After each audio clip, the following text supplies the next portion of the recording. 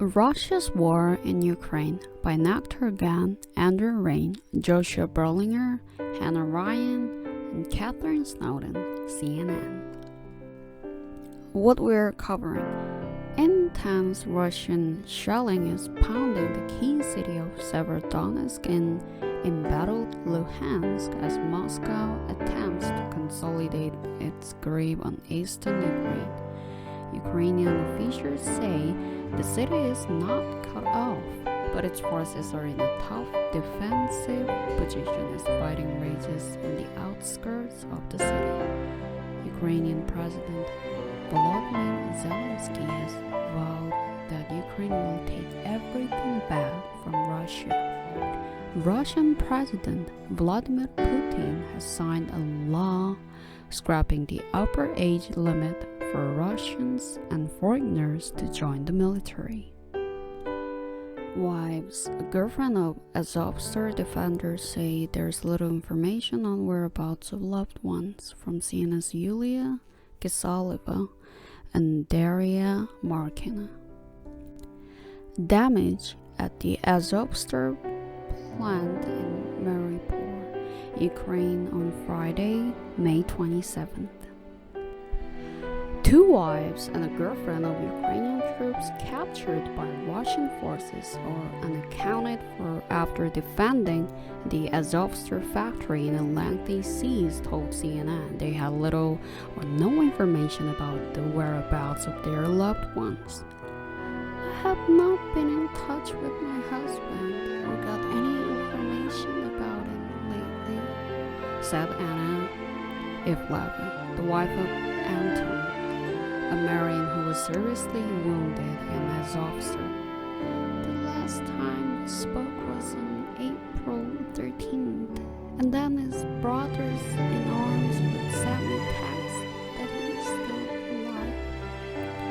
Ivleva said Ukrainian government officials had been in touch, but added that there was no information where Azovstal fighters were being kept and under what conditions.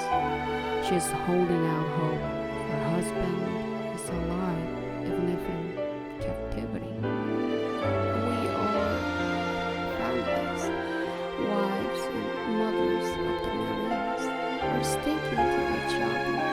We are always in touch with each other 24/7, she said. We always exchange any available news. We're like a family. The besieged Ukrainian port city of Mariupol fell under complete Russian control earlier this month with the surrender of Azovstal, the city's last bastion of Ukrainian defense. It is unclear how many Ukrainian troops are now in Russian custody, but the Russian military has claimed that over 2,000 Ukrainian service members surrendered there.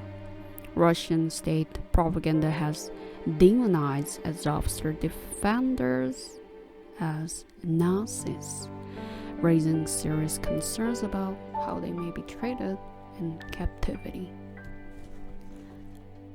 A woman named Yana helped organize events in Kyiv in support of Azovstal fighters. Her boyfriend is a Marine who was in Azovstal. She spoke on the condition of anonymity, citing security concerns. I have not heard from him or anything about him, she said. Last time we were in touch was on May 11th. She said the Ukrainian government had not provided any information on where her boyfriend might be. My boyfriend's mother was contacted by the ICRC, the International Committee of the Red Cross. I can't remember when exactly, she said. They only told her he was alive, that's it. The ICRC has been involved in registering combatants leaving the Azovstal plant since May 17, partly in order to help prisoners of war keep in touch with their families.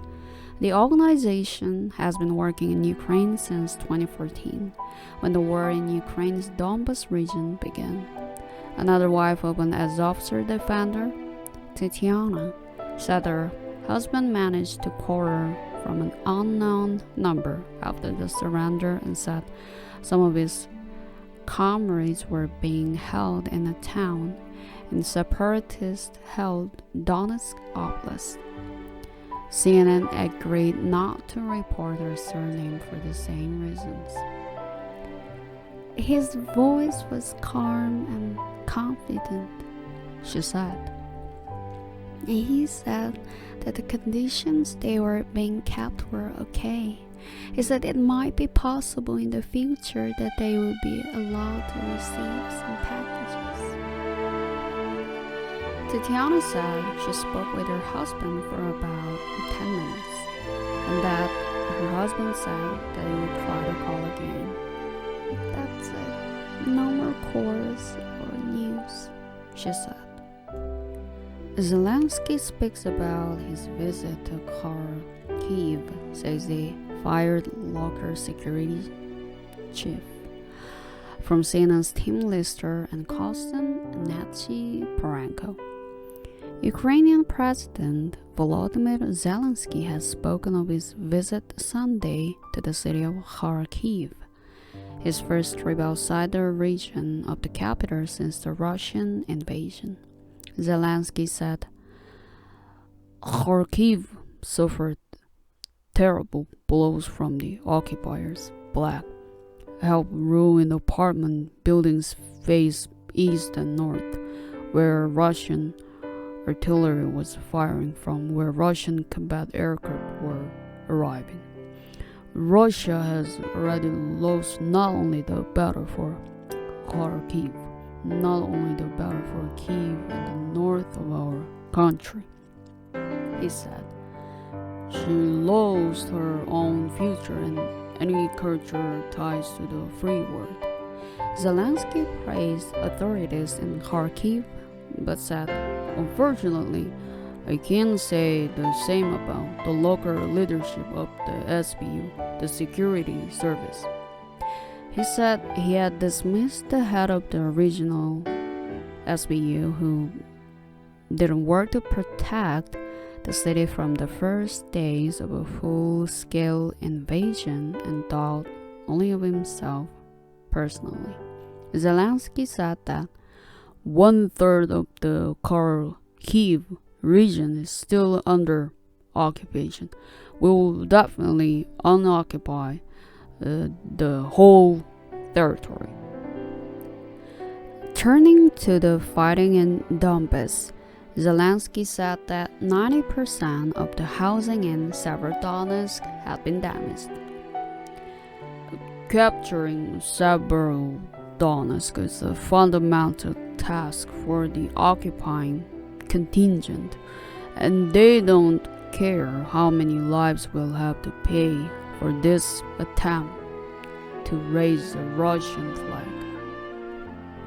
Ukrainian military reports more cross-border shelling and Russian attacks in Severodonetsk. From CNN's Tim Lister. Piles of rubble are seen next to the heavily damaged apartment building in Chernihiv, Ukraine on Saturday, May 28. The Ukrainian military says the Russian shelling across the border into the northern regions of Sumy and Chernihiv resumed Sunday. In its operational note, the General Staff on the Armed Forces also said that in Donbas, the main goal of the enemy is to surround our troops in the areas of Lysychansk and Severodonetsk and to block the main logistics routes. It's that Russian forces are trying to gain a foothold on the northeastern outskirts of the city of Severodonetsk, conducting assault operations in the direction of the city center. Ukrainian troops continue to maintain positions in Severodonetsk and neighboring Lysychansk, despite constant shelling and airstrikes. The general staff said Russian efforts to degrade Ukrainian defenses further west continued, with artillery, mortar, and multiple rocket systems being used against several towns and villages in the direction of Bakhmut. It said that Russian efforts to cross the Severodonetsk River in certain areas continued.